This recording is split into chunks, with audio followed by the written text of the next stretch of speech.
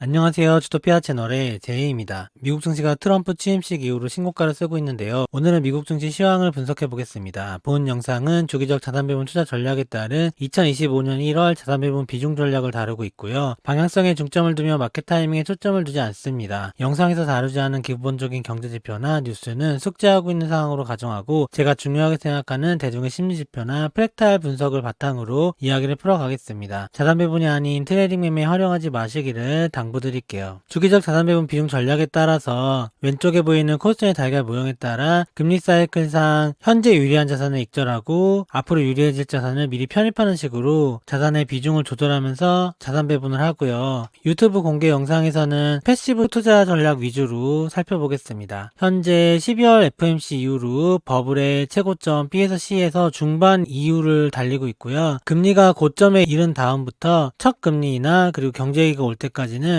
위험자산이 서서히 랠리를 하는데 B 전후로 조정이 있어요. 그런 과정을 다 마치고 현재 PC 랠리가 시작이 된 상황이고, 미국 증시 영상은 3주마다 올려드리고 있는데 연속해서 분석드리고 있으니까 처음 보시는 분들은 과거 영상 참고하시면 될 것 같아요. PC 랠리 중반까지는 미 증시가 오르겠지만 후반에 갈수록 점점 더 미국 증시가 조정이나 하락할 가능성 염두하면서 리밸런싱을 해야 되고요. 저는 지난 사이클도 코스닥의 달걀 모형으로 한 바퀴 투자를 마쳤고 이번 사이클도 현재 계속 진행을 하고 있는데, 지금까지의 사이클의 특성을 보니까 시간이나 패턴이 주기적으로 사이클을 따라서 움직이는 경향이 강한 것 같아요. 그런 경향을 감안해서 이번 AB 사이클과 BC 사이클의 길이를 비교해서 예상해보면 올해 말 하반기 정도에 증시가 고점이거나 경제위기 시 이벤트가 일어나지 않을까라고 현재는 분석하고 있고요. CNN 공포탐욕지수 1월 24일 기준으로 살펴보면 현재 49점은 중립에 있고, 공포탐욕지수의 추세 차트가 중요한데요. 3주마다 연속해서 분석했으니까 이해 안 되시면 과거 영상 참고하시고요. 색깔로 표시된 게 1개월이고 이렇게 4달 동안 상승장이 있었고, 이게 23년서부터 이어져 온 패턴이에요. 23년 말서부터 24년 내내는 4개월 상승 4개월 조정 이런 식이었고, 23년 말에서 24년 초에 AI 랠리 상승 있었잖아요. 내러티브 위에 적어놨고요. 그 상승이 끝난 다음에 변곡점이 시작됐다가 조정이 4개월 받고, 이 파란색 박스는 4개월이에요. 이번에 검은 오리온 사건 이후로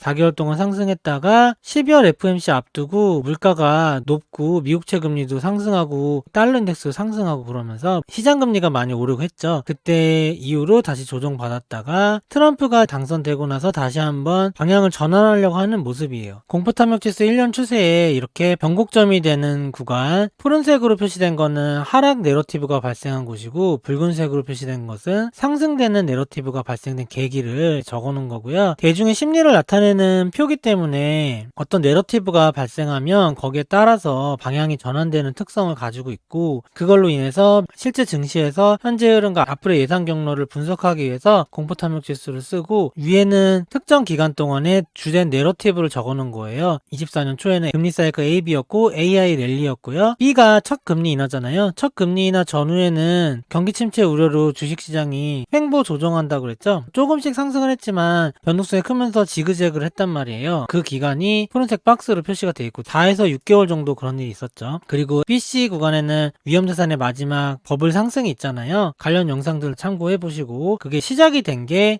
한일 검은 월요일의 저점 이후다. 그때 일본 중앙은행이 금리 인상 자제를 발표하면서 엔캐리 트레이드의 청산 우려를 불식시켰고 시장이 업데이트를 했죠. 그리고 9월 FMC에서 비컷을 하면서 PC 버블을 이끈 거예요. 여기 점선호된 거는 첫 번째 상승 내러티브는 엔캐리 청산 우려 해소와 9월 FMC 비컷이었고, 그게 결국에는 미국채 금리를 내린 게 아니라 금리가 상승하고 달러 인덱스가 상승하고 그랬잖아요. 지난 트럼프 대선 사이클에도 보면 트럼프 전에는 메이저 언론에서 트럼프가 당선되면 경기가 안 좋을 것이다, 최근에는 물가가 상승하고 인플레이션이 재발하고 자산시장이 안 좋을 것이다, 이런 얘기가 계속 나왔었죠. 그런 식으로 시장을 흔드는 경향이 있었어요. 2016년에도 그랬고요. 근데 당선이 되자마자 기존에 언론에서 다루던 악재들은 흔적도 없이 사라지고 계속해서 상승을 했던 적이 있어요. 1기 때. 이번에도 좀 비슷한 패턴이 될 거라고 트럼프 대선 사이클 연결해서 알려드린 적 있고요. 트럼프 당선되자마자 바로 상승했죠. 갭 상승하면서 올라갔고, 있었고, 근데 바로 버블로 올라가진 못하고 12월 FMC 전후로 물가 상승 우려, 트럼프가 취임하기 전까지는 당선 이후에 거의 2달을 행보를 했죠. 2달 행보하고 2기가 이제 됐단 말이에요. 지지선을 돌파하면서 현재 중요한 변곡점에 있다. 첫 금리 인하서부터 시작된 붉은색 추세선이 있는데 중요한 지지선이고요. 이 지지선은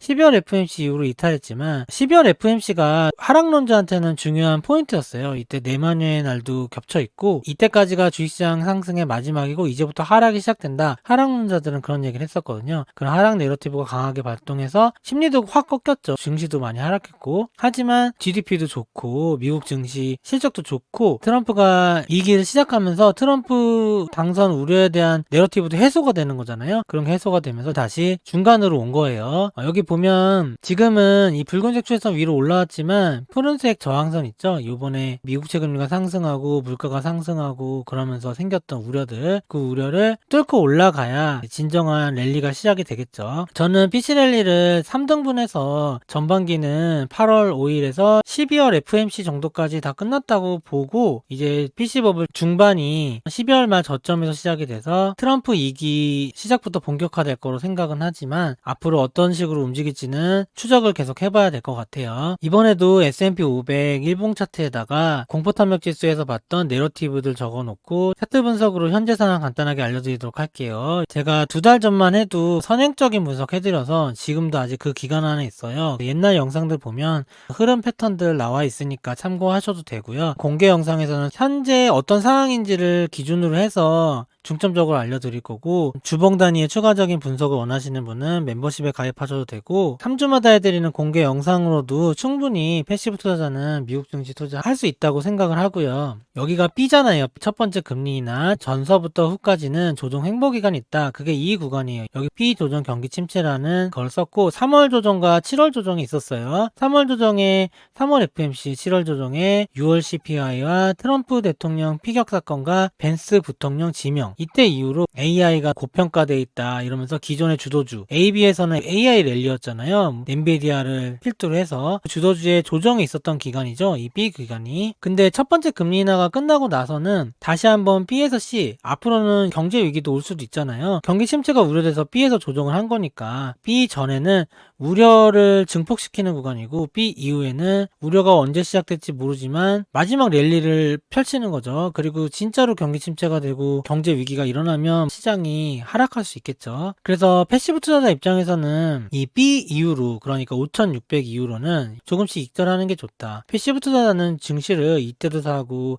22년 저점에 사고 저 아래서 산 거기 때문에, 저 같은 경우는 20년 3월 코로나 팬데믹 이후에 산 주식도 아직도 가지고 있거든요. 물론 조금씩 팔았지만 아직도 메인 물량은 가지고 있단 말이에요. 그런 거 비중을 줄이는 기간이다. 패시브 투자자들은 그렇게 보시면 되고요. 피보나치 확장 계산은 B 전에 고점과 저점을 바탕으로 해서 이었고, B 전에 고점이 1이죠. 그러니까 5,600포인트, 그리고 피보나치 확장 1.618이 6,009포인트, 2.618이 6,500포인트고, 이런 목표치를 바탕으로 해서 증시가 상승하는 경로를 그려갈 것이다. 그렇게 알려드렸고요. 금리 고점 전후에는 증시가 고점이었다가 조정을 받거든요. 이때서부터 금과 미국채들이 반등하는 시기죠. 23년 11월 FMC에서 디스인플레이션을 공식 선언하면서 앞으로 금리 올리지 않을 거라고 확인을 해줬죠. 이때서부터 AB 랠리가 시작된 거예요. 위험자산에. 그게 여기까지 온 거고, 지금은 B 이후로 BC 랠리가 시작이 됐는데, 시작이 된 계기는 한일 검은 월요일 사건에서 많이 하락했기 때문에 여기서 저점을 만들었고, 9월 FMC에서 만약에 B컷을 하지 않았다면 다시 한번 조정을 받았다가 올라가는 시나리오 생각했는데 B컷으로 되면서 버블을 자극해버려서 바로 전고점 위로 돌파해서 1.618인 6천까지도 연말 전에 돌파했죠. 제가 작년 분석 영상에서 연말까지 6천 갈 거고 25년에는 6,600 갈 수도 있다, 이렇게 러프하게 알려드린 적 있잖아요. 그런 경로 흐름을 지금 제대로 따라가고 있다는 거고, 12월 FMC와 옵션 만기일에는 여기 보시면 이 고점에서 큰 음봉도 뜨고 한 달 정도 하락하는 기간이 있었잖아요. 이때 하락뷰를 보시는 분들은 이제서부터 계속 하락한다, 금융위기급으로 하락한다, 이런 개인 뷰도 많았던 거 기억하시죠? 하락론자들 유튜버들도 많이 보셨을 거고. 그런데 그게 아니고 일종의 조정이었고 다시 한번 PC랠리가 이어서 중반이 시작되었다. 그렇게 현재 보고 있고요. 트럼프가 당선되고 나서 바로 상승하는 거 보이죠? 당선 전에는 그게 우려였는데 당선되고 나서는 상승의 원인이 됐다. 항상 시장에는 하락 내러티브도 있어요. 하락 내러티브의 영향을 받아서 조정을 받았는데 그게 되돌림 조정에 불과했고, 여기 갭으로 상승한 거 보이죠? 트럼프 당선 이후 갭으로 상승한 부분을 갭 메우기 정도까지만 조정받고 다시 반등해서 현재는 1.628 6천을 다시 돌파해서 올라가고 11월에 전고점까지도 돌파한 상황이에요. 이런 상황에서는 당연히 현재 추세의 흐름을 이어갈 것으로 예상이 되겠죠. 근데 제가 이렇게 하락하고 있을 때 이게 반등해서 다시 한번 PC 랠리가 재개되려면 미국채 금리와 달러 인덱스의 안정화가 필요하다고 했죠. 최근 내 트럼프가 하는 말들 보면 유가도 낮추려고 하고 달러 인덱스도 낮추려고 하는 의도가 보이잖아요. 그리고 AI나 크립토 같은 거를 키워주려고 하고요. 그게 위험자산의 랠리를 이끌 수 있고, 1월 5일 영상에서는 달러 인덱스가 트럼프 취임 이후로 어떻게 될 수 있는지 프랙탈 분석도 해드리고, 미국채 금리를 왜 내려야 되는지 미국의 부채 사이클을 바탕으로 해서 설명드렸으니까 참고하세요. 오늘은 차트 위주로 알려드릴게요. 피실리의 전반에는 달러 인덱스가 하락하고 미국채 금리도 안정화되면서 위험자산의 버블 랠리를 이끌 수 있는데, C가 점점 가까우는 PC 랠리 후반에 이를수록 달러 인덱스도 위기를 대비하기 위해서 상승하고 미국채 금리는 아무래도 더 하락하겠죠. 경기 침체 우려라면. 근데 경기 침체가 아니고 금리 인상 우려라면은 미국채 금리가 많이 하락 안 할 수도 있겠죠. 오늘은 달러 인덱스 위주로 설명을 드릴게요. 과거에 달러 인덱스만 풀어서 쓴 영상 있어요. 거기 잘 나와 있으니까 참고하시고요. 제가 PC 랠리의 조건, 달러 인덱스와 미국채 금리가 안정화돼야 된다 12월 조정 내내 알려드렸고 11월 달부터도 알려드리고 했어요. 달러 인덱스는 과거 사이클 ABC, 지금 ABC 사이클을 그려놨고, 채널을 그리고 ABC 사이클에 지그재그를 하고 A에서 저점, B 전후로 고점, 그리고 조정이 시작됐다가 C에서 다시 한번 채널 상방을 돌파해서 위로 올라간다. 그게 패턴이죠. 그리고 C를 해결하는 과정 중에서 다시 달러 인덱스는 채널을 이탈해서 더 크게 하락. 이번에도 이렇게 채널이 있고 A에서 저점이었고 B 전에 고점이 이거죠. 근데 이번에는 저번과 다른 게 B가 시작되고 나서 오른 게 옛날 같았으면은 이 채널 안에서만 올라야 되는데 이번에는 채널을 약간 돌파해서 위로 올라갔어요. 마치 경제 위기가 오는 것처럼. 근데 그거는 일종의 과장된 움직임이었고, 트럼프가 취임하기 전에 온갖 우려를 선반영했던 거잖아요. 트럼프 취임식이 되자마자 극적으로 떨어져서 원래는 이 보라색 추세선 상단이 108 위에 있었는데 취임식부터 바로 108 아래로 떨어졌어요. 그래서 지금 107 정도인데, 옛날에 트럼프 1기 1주년에 달러 인덱스 보시면 아시겠지만 트럼프 전에 상승했던 게 트럼프 당선되고 1년 동안 하락하죠. 이번에도 만약 그런 움직임이 일어난다면 이런 식으로 조정과 안정화가 될 수 있고, 그때는 위험자산이 상승할 수 있다. 이런 흐름은 저는 두세 달 전부터 계속 알려드렸고, 달러 인덱스가 이렇게 110에 근처에 올라갔을 때도 이 푸른색 저항선이 1985년 플라자 합의부터 내려온 저항선이에요. 이거를 뚫는다는 거는 진짜 인플레이션이 본격적으로 시작돼야, 지금 인플레이션 조금 왔다 갔다 하는 이런 수준이 아니고 진짜로 금리가 인상이 될 것 같다 이런 느낌이 돼야지 이 저항을 뚫을 수 있다고 저는 생각을 했고요. 그래서 무조건 여기서 막힌다. 110일 사이에 110이 거의 될 때쯤에 제가 알려드렸거든요. 그날부터 하락 전환돼서 현재까지 온 거예요. 그러면 이제 앞으로는 어디까지 하락할 수 있냐? 이런 지지를 받는 구간, 대략 103에서 104불이 이쪽인데, 이 노란색 기존의 저항을 지지 테스트기도 하고, 더 떨어지면은 이 채널의 하단까지도 떨어질 수 있겠죠. 옛날에도 채널의 하단까지 떨어지잖아요. 거의 102에서 103 정도? 그 정도까지 내려가면 과거 트럼프 1기랑 비슷한 프랙탈이 되는 거죠. 앞으로 어떻게 될지 모르지만 달러 인덱스가 내려가는 기간 동안 미국 증시는 상승할 수 있고, 달러 인덱스가 더 많이 내려가고 오랫동안 내려갈수록 증시 상승장이 길어질 수 있겠죠. 증시는 언제 떨어지냐면, 바닥을 찍고 달러 인덱스가 다시 반등을 해도 증시가 바로 떨어지는 건 아니고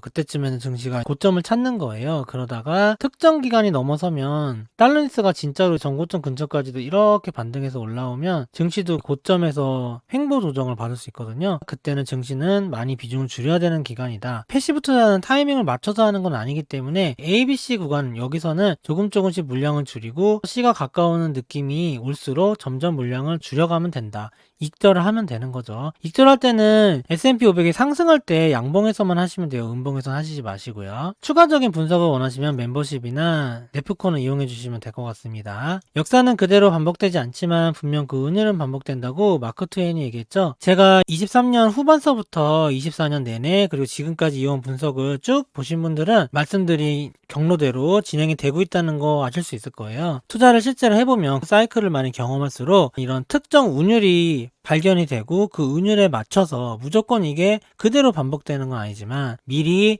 예상되는 전략과 어떤 시나리오에서는 이렇게 행동할 것이다, 이런 거를 미리 선행적으로 그려놔야 실제로 그게 닥쳤을 때 빠른 판단과 대응을 할 수 있는 거예요. 그냥 막연하게 앞으로의 일은 모르니까 다음 주에 당장 증시가 오른지 떨어진지 모르겠으니까 그냥 모르는 거에 베팅한다, 이런 식으로 투자를 하면 패시브 투자를 잘 자산 배분을 했을 때 베타 수익에 근접한 수익은 얻을 수 있겠지만 세상에는 베타보다 더 높은 알파를 추구하거나 수익을 거두는 사람도 분명 있다는 거. 물론 그런 사람들은 소수에 불과하죠. 그거를 부정하지는 말자는 거죠. 제 말은 역사의 운율을 체크하는 것도 도움이 될 수 있다, 이런 거를 제가 1년 이상 계속 보여드리고 있었던 것 같아요. 오늘 영상은 이만 마치겠습니다. 좋아요와 구독 부탁드립니다. 감사합니다.